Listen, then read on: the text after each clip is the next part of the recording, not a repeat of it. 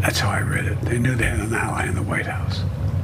And he stepped up for them. America First legal founder Stephen Miller joins us now. Stephen, I watched that. The president, I take no pleasure in saying this, but he seemed greatly diminished. This comes as we know he's only dependably engaged between 10 and 4. That White House resident staff is cocooned away from him. We learned that he hasn't had a cabinet meeting since last October. Are you convinced that our commander-in-chief is in command enough that America gets through the next 5 months? Biden barely sounds alive in that interview. I mean, it's painful just to hear it for even a few minutes. It sounds like he's gasping for air to even finish his sentences. This man is not in charge of his faculties, and he's not in charge of the country. And he's not even available from 10 to 4. He's spending the whole week at the beach, and he's taking another vacation when he gets to D.C. As our enemies are gathering around the world, as the specter of war hangs over Asia, hangs over Europe, hangs over the Middle East, there's never been a more dangerous moment for America because there is no one in charge of this country. Comma Chameleon is out there campaigning, giving the same stump speech over and over again. And Joe Biden, literally, the lights are out inside of that head. It brings me no pleasure to say it. So who's running the country?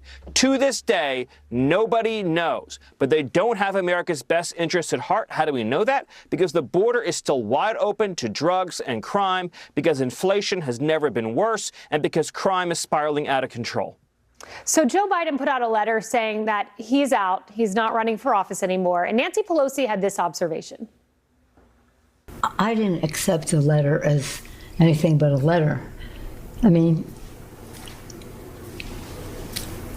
there are some people who were unhappy with the letter. Let me say, some said that some people were unhappy with the letter. I'll put it in somebody else's mouth. Because it was I don't even know, it didn't sound like Joe Biden to me. It really didn't. If Joe didn't write his letter, who did, Stephen? I mean, this is a terrifying prospect.